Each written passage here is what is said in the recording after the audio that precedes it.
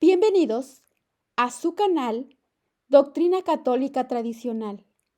Muchas gracias por escuchar y por sus amables comentarios. Por favor, no olvide darle me gusta o like al video para que esta plataforma lo pueda recomendar a más personas. Y es una manera de evangelizar. Comenzamos con nuestras oraciones. Pater Noster, qui es in celis, sanctificetur nomen tuum, adveniat regnum tuum, fiat voluntas tua, sicut in cielo et in terra. Panem nostrum quotidianum da nobis hodie, et dimitte nobis debita nostra, sicut et nos dimittimus debitoribus nostris, et ne nos inducas in tentationem, sed libéranos a malo. Amén. Ave María, gratia plena, Dominus tecum, benedicta tu in mulieribus, et benedictus fructus ventris tui, Jesús. Sancta María, Mater Dei, ora pro nobis peccatoribus, nunc et in hora mortis nostre. Amén. Sancte Micael Arcángelo, defende-nos sin proelio, contra nequitiam et insidias diaboli, esto presidium. Imperet illi Deus, supplices deprecamur. Tuque princeps militia celestis, Satanam aliosque spiritus malignos, qui ad perditionem animarum pervagantor in mundo. Divina virtute in infernum detrude. Amén. Cor Iesus sacratitium miserere nobis. Cor Iesus sacratitium miserere nobis. Cor Iesus sacratitium miserere nobis. Catecismo Católico de la Crisis en la Iglesia. Por el autor, el Padre Matías Gaudrón, sacerdote de la Fraternidad Sacerdotal de San Pío X. Es un libro con preguntas y respuestas para comprender la crisis que ha atravesado nuestra Santa Iglesia Católica y sigue atravesando hasta el presente. Crisis doctrinal, moral y en la fe. Porque un católico instruido jamás será confundido. Continuamos con el capítulo 2, la fe, del Catecismo Católico de la Crisis en la Iglesia, de el sacerdote Matías Gaudrón de la Fraternidad Sacerdotal de San Pío X. ¿Qué es la fe? La fe es una virtud sobrenatural mediante la cual, apoyados sobre la autoridad de Dios mismo, atraídos y auxiliados por su gracia, consideramos absolutamente verdadero todo lo que Él ha revelado. Así pues, ¿la fe presupone una revelación divina? Sí, la fe es la respuesta del hombre a la revelación de Dios. ¿Cómo se ha revelado Dios a los hombres? Dios habló a los hombres a través de Moisés, de los profetas y sobre todo de su Hijo unigénito, nuestro Señor Jesucristo. ¿Cuáles son las verdades que el hombre conoce gracias a la revelación divina? Gracias a la revelación divina, el hombre conoce los atributos de Dios y su esencia trinitaria. Conoce también su destino eterno, la visión de Dios en el cielo. La revelación, en consecuencia, le enseña el camino que hay que seguir para alcanzar ese fin, cumplir los mandamientos de Dios y recibir los sacramentos, que son los medios instituidos por Dios para la salvación. ¿Por qué se dice que la fe es sobrenatural? Las verdades reveladas por Dios, que son el objeto de la fe, superan la capacidad natural de nuestra inteligencia. Por tanto, no es posible adherirse a ellas sin una ayuda de Dios, que se denomina gracia. ¿Qué motivo nos hace adherirnos a las verdades reveladas por Dios? El motivo de la fe es únicamente la autoridad de Dios que se revela. Creemos las verdades de fe porque Dios las ha afirmado y no porque tengamos nosotros conocimiento de ellas por nosotros mismos. Creemos, por ejemplo, en la Santísima Trinidad o en la divinidad de Jesucristo, no porque hayamos descubierto esas verdades mediante nuestra inteligencia, sino porque Dios nos las ha revelado así. ¿Cómo se nos transmite la fe? Una de las fuentes de la fe es la Sagrada Escritura o la Biblia. Se divide en dos partes: el Antiguo Testamento, que contiene la revelación de Dios al pueblo judío antes de la venida de Cristo, y el Nuevo Testamento, que transmite explícitamente la revelación cristiana. ¿En qué se distingue la Sagrada Escritura de otros escritos religiosos? Bien, la Sagrada Escritura está inspirada por el Espíritu Santo. Esto quiere decir que no es un simple escrito humano, sino que a través de un autor humano es Dios el autor principal. De forma misteriosa, Él condujo al hombre en su redacción. Por esta razón, la Sagrada Escritura, en sentido estricto, es la palabra de Dios. ¿Es la Sagrada Escritura la única fuente de revelación? Decir que la Sagrada Escritura es la única fuente de revelación es un error protestante. Las enseñanzas transmitidas oralmente por los apóstoles la denominaba tradición apostólica. Son también, junto a la Sagrada Escritura, una fuente auténtica de la revelación. ¿Puede encontrarse en la misma Sagrada Escritura la mención a otra fuente de la revelación? No todo lo que Jesús dijo y ordenó se encuentra en la Sagrada Escritura. La Sagrada Escritura misma lo dice.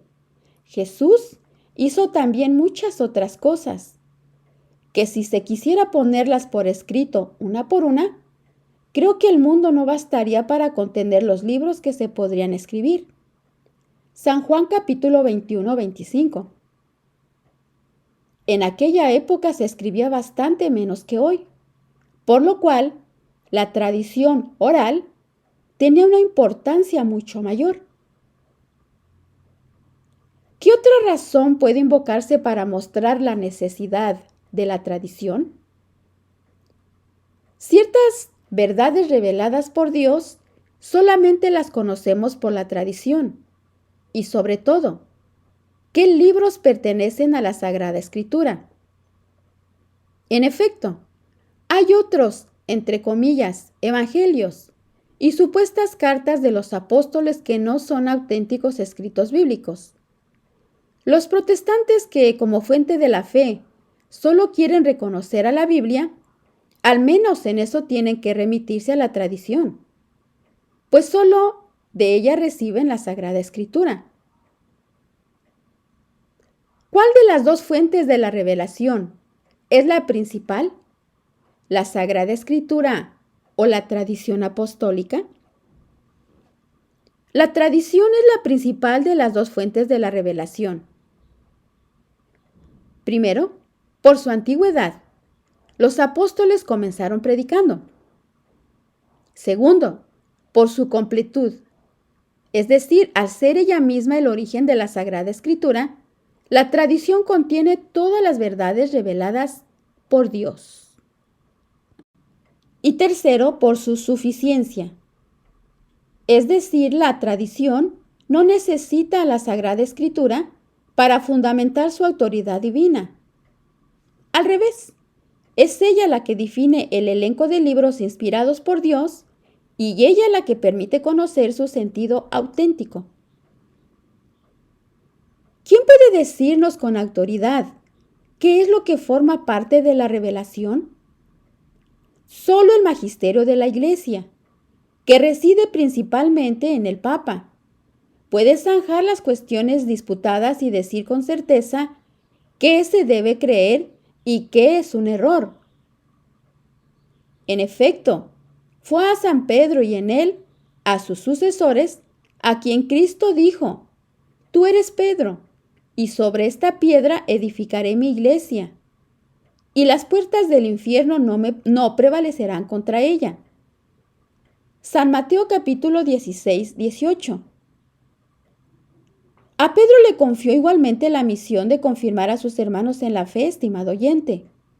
Y cito lo siguiente: Yo rogué por ti, que no desfallezca tu fe, y tú, un día, vuelto sobre ti, conforta a tus hermanos. San Lucas capítulo 22, 32. Se define como dogma una doctrina cuya pertenencia a la revelación divina ha sido definida infaliblemente por la Iglesia. ¿Dice algo la Sagrada Escritura sobre la forma en que debe ser interpretada? San Pedro dice en su segunda epístola, segunda de San Pedro capítulo 1, versículos 20 al 21, lo siguiente: Sabiendo esto ante todo, que toda profecía de la Escritura no es obra de la propia iniciativa, que no por voluntad de hombre fue traída la profecía, sino que llevados por el Espíritu Santo, hablaron los hombres de parte de Dios. Así que este pasaje muestra al mismo tiempo que la Sagrada Escritura está inspirada por el Espíritu Santo y que no la puede interpretar cada cual a su gusto. Es, sin embargo, justo lo que hacen los protestantes. Todos interpretan la Biblia y, naturalmente, cada uno la entiende de forma distinta. ¿Puede demostrarse de alguna otra forma la institución de un magisterio infalible en la Iglesia? La simple reflexión basta para mostrar la necesidad de un magisterio infalible. Cristo no quiso hablar solamente a sus contemporáneos de Palestina, sino a todos los hombres de todas las épocas futuras y de todas las regiones de la tierra. Ahora bien, su doctrina no podría conservarse inalterada a lo largo de los siglos sin una autoridad competente para zanjar las disputas futuras. Luego, esa autoridad fue instituida. ¿Existen otros signos de la necesidad de esta institución? El ejemplo de los protestantes muestra en la práctica lo que acabamos de explicar. Entre ellos no hay magisterio, sino que, en cierto modo, cada uno es su propio papa. Por eso los protestantes están divididos en multitud de grupos, cada uno de los cuales cree cosas totalmente distintas a los demás. La Iglesia Católica, por el contrario, ha conservado intacta la fe de los primeros cristianos. ¿Cuál es la consecuencia de negar un dogma? Quien niega, aunque sea un solo dogma, ha perdido la fe, porque no acepta la revelación de Dios, sino que se convierte a sí mismo en juez de lo que hay que creer. No se puede negar un dogma y creer en otros y conservar así, al menos parcialmente, la fe. Como hemos visto antes, la fe no reposa sobre nuestro juicio personal, sino sobre la autoridad de Dios que se revela y que no puede ni engañarse ni engañarnos. Por eso es obligatorio aceptar todo lo que Dios ha revelado, y no solo lo que nos gusta. Quien rechaza aceptarlo todo, quien selecciona dentro del depósito de la revelación, le está imponiendo a Dios un límite, porque reserva la última palabra a su propio juicio. Actuando así, ya no hay fe sobrenatural, sino solamente una fe humana. Por numerosos que sean los puntos donde se esté todavía de acuerdo con la fe sobrenatural. ¿Podemos citar la enseñanza de los papas sobre este punto? Bien, el Papa Pío IX, al definir el dogma de la Inmaculada Concepción de la Virgen María en el año 1854, dijo lo siguiente: por lo cual, si alguno, lo que Dios no permita, pretendiese en su corazón sentir de modo distinto a como por nos ha sido definido, sepa y tenga por cierto que está condenado por su propio juicio, que ha sufrido naufragio en la fe y se ha apartado de la unidad de la Iglesia. El Papa León XIII enseña lo mismo, y cito lo siguiente: quien en un solo punto rehúsa su asentimiento a las verdades divinamente reveladas, realmente abdica de toda la fe, pues rehúsa someterse a Dios en cuanto a que es la soberana verdad y el motivo propio de la fe. Y el Papa cita a San Agustín, quien decía de los herejes lo siguiente: están de acuerdo conmigo en muchas cosas y no lo están en unas pocas. Pero justo por esas pocas cosas en las que no están de acuerdo conmigo, los numerosos puntos de acuerdo no les sirven de nada. Así pues, en materia de fe, ¿es o todo o nada? No se puede ser católico el 70% o al 99%. O se acepta toda la revelación o no se la acepta, en cuyo caso uno no tiene sino una fe humana que se ha fabricado él mismo. El hecho de escoger algunas verdades entre el conjunto de las verdades de fe es lo que se denomina herejía. En griego, elección. ¿Qué pensar de ese eslogan tan extendido ahora de que en las relaciones con los cristianos separados debemos mirar más lo que nos une que lo que nos separa? ¿Qué pensar de esto? Cuando se trata de la fe, es absolutamente falso y contrario a la enseñanza tradicional de la Iglesia decir que hay que mirar lo que nos es común más que lo que nos separa. Se da así la impresión de que las diferencias serían sobre detalles sin importancia, cuando se trata en realidad de la plenitud de la verdad revelada. ¿No es la fe, ante todo, un sentimiento? Uno de los errores del modernismo, condenado por San Pío X en 1907 en su encíclica Pascendi, es decir, que la fe es un sentimiento que surge del subconsciente y expresa la necesidad de lo divino. En realidad, el acto de fe no es un sentimiento, sino la aceptación consciente y voluntaria de la revelación divina, tal como se la presenta al hombre la Sagrada Escritura y la tradición. ¿Qué es la revelación para los modernistas? Para los modernistas, la revelación se produce cuando el sentimiento religioso pasa de la esfera del subconsciente a la de la conciencia. La fe no sería entonces sino algo sentimental y subjetivo. La revelación no sería algo venido desde fuera, de lo alto, sino que surgiría del interior del hombre. ¿Se dan cuenta? ¿Cuál es entonces para los modernistas el papel de Cristo en la revelación? Para los modernistas, en el origen del cristianismo, está la expresión religiosa de Jesucristo, cuya divinidad queda inmediatamente aparcada. Él compartió sus experiencias con otros que, a su vez, las vivieron y transmitieron. La Iglesia nace de esa necesidad de los fieles de transmitir a los demás sus experiencias religiosas y formar una comunidad. Por tanto, la Iglesia no es una institución divina, según el modernismo. Es solamente, como los sacramentos, el papado o los dogmas, el resultado de las necesidades religiosas de los creyentes. Aquí hay un ataque muy grande. Siguiente pregunta. ¿No es verdad que el hombre tenga naturalmente un sentimiento religioso? Debe distinguirse cuidadosamente entre el sentimiento religioso natural y la fe sobrenatural del católico. Ciertamente, existe en el corazón humano una necesidad de Dios, pero que se queda en un sentimiento muy oscuro si Dios no interviene para revelarse al hombre. Además, como todo lo que es natural en nosotros, el sentimiento religioso está herido por el pecado original.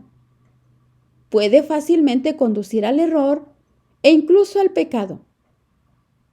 Ejemplos como la superstición, idolatría, etc.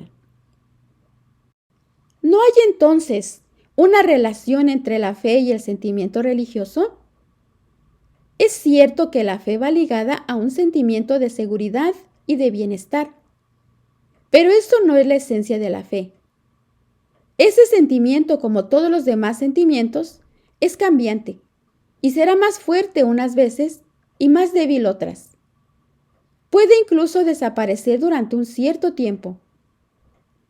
A grandes santos como Vicente de Paúl o Teresita del Niño Jesús, les faltó a veces esa certeza sensible, sin que por ello vacilase su convicción sobre la verdad y la certidumbre de la fe. ¿Cuál es la enseñanza cierta de la Iglesia sobre este punto? El juramento antimodernista impuesto por San Pío X, que hasta el año 1967 todos los sacerdotes debían prestar antes de su ordenación, dice lo siguiente. Pongamos atención, estimado oyente, a este juramento antimodernista que fue impuesto por San Pío X a todos los que iban a ser sacerdotes. Escuche con atención.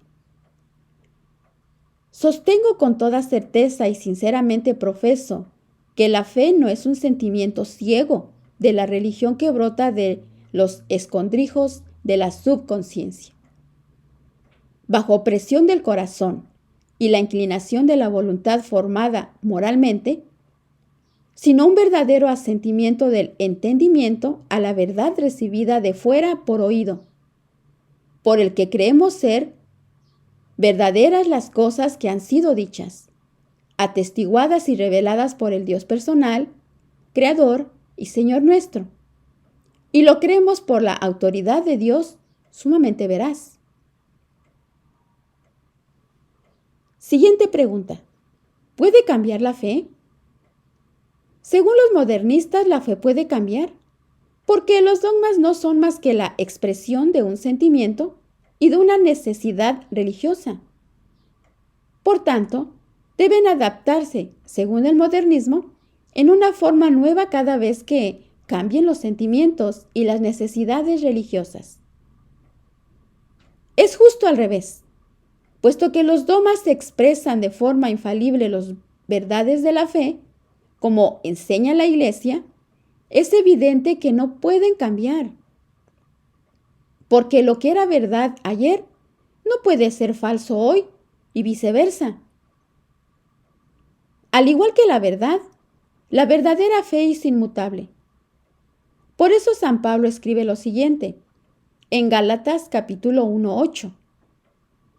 Aun cuando nosotros o un ángel bajado del cielo os anuncie un evangelio fuera del que os hemos anunciado, sea anatema. Jesucristo es el mismo ayer, hoy y siempre, por todos los siglos. Hebreos capítulo 13:8. ¿No existe un progreso en la fe? Un progreso de la doctrina de fe solo es posible en el sentido de comprender y explicar mejor las verdades de fe. Un desarrollo de esa naturaleza lo anunció Jesucristo a su iglesia al decir lo siguiente, en San Juan capítulo 14:26. Mas el Paráclito, el Espíritu Santo que enviaré al Padre en mi nombre, Él os enseñará todas las cosas y os recordará todas las cosas que os dije yo. ¿Puede el Espíritu Santo enseñar a la Iglesia verdades nuevas? La revelación se cerró tras la muerte de los apóstoles. Desde entonces el Espíritu Santo no enseña nuevas verdades, sino que introduce a la Iglesia con profundidad cada vez mayor en la verdad que Cristo nos trajo. Así, verdades reveladas que hasta un momento dado han jugado un papel secundario en la vida de la Iglesia, pueden pasar en otra época a un primer plano. Las controversias que han enfrentado a la Iglesia con los herejes la han obligado también a exponer de forma cada vez más precisa y más clara las verdades de fe, haciendo explícitas verdades hasta entonces implícitas, pero sin añadir jamás nada al depósito revelado a los apóstoles. ¿Cuáles son las reglas de ese desarrollo de la fe? El desarrollo de la doctrina puede precisar lo que enseñaba anteriormente, pero jamás contradecirlo ni modificarlo. No puede haber oposición. Una vez que un dogma ha sido definido, no puede luego convertirse en falso, perder valor o adoptar un sentido nuevo. ¿Cuándo define un nuevo dogma? ¿No descubre la Iglesia nuevas verdades? Cuando la Iglesia define un nuevo dogma, no descubre nuevas verdades, sino que explica y destaca de forma nueva algo que, en el fondo, siempre fue creído. Es siempre la misma creencia, en el mismo sentido y con la misma sentencia. Esto lo enseña el Concilio Vaticano I y cito lo siguiente. No fue prometido a los sucesores de Pedro el Espíritu Santo para que por revelación suya manifestaran una nueva doctrina, sino para que, con su asistencia, santamente custodiaran y fielmente expusieran la revelación transmitida por los apóstoles o depósito de la fe. ¿Pueden varias religiones compartir una misma fe? Dado que las diversas religiones se contradicen entre sí sobre puntos fundamentales, no puede haber varias que sean verdaderas. Solo una única religión puede ser la verdadera, y es la religión católica. Dios se reveló en Jesucristo, no en Buda, ni en Mahoma. Y Cristo fundó una única iglesia que debe transmitir a los hombres, hasta el fin del mundo, sus enseñanzas y su gracia. La fe en la Santísima Trinidad, la fe en Jesucristo y la fe en la Iglesia forman una unidad indivisible. ¿Realmente se contradicen las distintas religiones? ¿O Dios es trino o no lo es? Si es trino, todas las religiones no cristianas son falsas.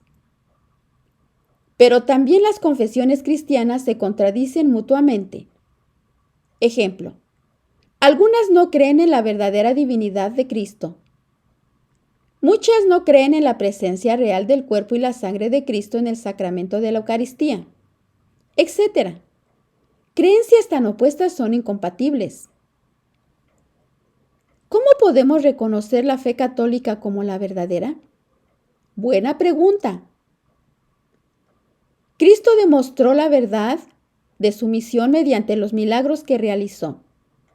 Por eso dice lo siguiente: creedme que yo estoy en el Padre y el Padre en mí, y si no, por las obras mismas creedlo. San Juan capítulo 14, 11. También los apóstoles se dieron a conocer por sus milagros. Y cito, y ellos partiéndose de ahí predicaron por todas partes, cooperando el Señor y confirmando la palabra con las señales que la acompañaban. San Marcos capítulo 16, 20. Lutero no reformó la Iglesia, como proclamaba, sino que inventó nuevas doctrinas contradictorias con cuanto los cristianos habían creído antes siempre. Los cristianos siempre han estado convencidos, por ejemplo, de que la Santa Eucaristía no puede celebrarla sino un hombre ordenado sacerdote, y de que la Santa Misa es un verdadero sacrificio. ¿Cómo podría ser verdad pretender de golpe, 1500 años después, algo distinto? ¿Cómo podría ser verdadera la Iglesia anglicana cuando debe su existencia al adulterio del rey Enrique VIII? ¿Es fácil encontrar la verdadera religión? Debemos constatar con el Papa León XIII lo siguiente. Todo hombre de juicio sincero y prudente ve con facilidad cuál es la religión verdadera.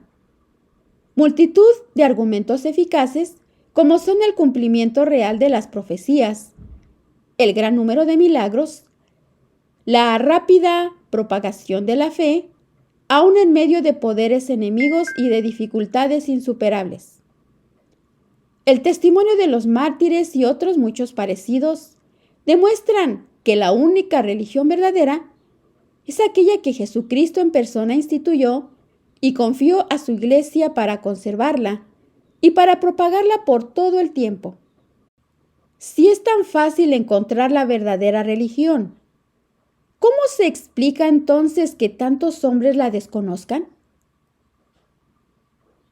Si tantos hombres desconocen la verdad y la verdadera religión, es sobre todo porque muchos pecan por negligencia a ese respecto. No se preocupan de conocer la verdad sobre Dios, sino que se contentan ya sea con los placeres de este mundo, ya sea con las costumbres y las supersticiones del medio en el que viven, y que bastan para satisfacer su sentimiento religioso. No tienen sed de la verdad. Muchos intuyen además que la verdadera religión les exigiría sacrificios, y no los quieren. El hombre es, en fin, naturalmente un, entre comillas, animal social. Necesita ayuda en todos los terrenos: físico, técnico, intelectual y moral. Y depende mucho de la sociedad en la que vive. Si ésta es islámica o atea, entre paréntesis, como la nuestra, si la escuela y los medios le apartan del cristianismo y además le embrutecen para impedir que reflexione, será más fácil para él nadar contracorriente. ¿Es la fe necesaria para la salvación? La Sagrada Escritura enseña que la fe es absolutamente necesaria para alcanzar la salvación eterna. El que creyere y fuere bautizado se salvará, mas el que no creyere será condenado. Dice nuestro Señor en el Evangelio San Marcos capítulo 16. Y San Pablo enseña lo siguiente: sin la fe es imposible agradar a Dios. Hebreos capítulo 11:6. ¿Cuál es esa fe necesaria para la salvación? ¿Cuál es? La fe necesaria para la salvación no es cualquiera, sino la verdadera fe, la que se adhiere sobrenaturalmente a la verdadera doctrina revelada por Dios. Esta necesidad de la verdadera doctrina queda patente en la Sagrada Escritura. La necesidad de conservar la verdadera doctrina es manifiesta en las instrucciones que repiten los apóstoles sobre los infieles y los herejes. Y cito lo siguiente: porque vendrá un tiempo cuando no soportarán la sana doctrina. Antes, a medida de sus concupiscencias, tomarán para sí maestros sobre maestros, con la comezón de oídos que sentirán, y por un lado desviarán sus oídos de la verdad, y por otro se volverán hacia las fábulas. Segunda de Timoteo capítulo 4, versículos 3 y 4. ¿Quiénes, sin culpa por su parte, no aceptan las verdades reveladas, se condena necesariamente? Buena pregunta. Muy buena pregunta. Dios da a todos los hombres la posibilidad de salvarse. Quien desconoce las verdades de fe sin culpa por su parte, obtendrá de Dios en un momento u otro, si hace todo lo que esté en su mano por vivir rectamente, la posibilidad de recibir la gracia santificante. Pero es evidente que quien, por su propia culpa, no profesa la verdadera religión, se perderá eternamente. ¿Tiene pues la verdadera fe una importancia capital? Efectivamente, no se trata en esta cuestión de una vana controversia entre teólogos, sino de la salvación o la perdición eterna de las almas inmortales.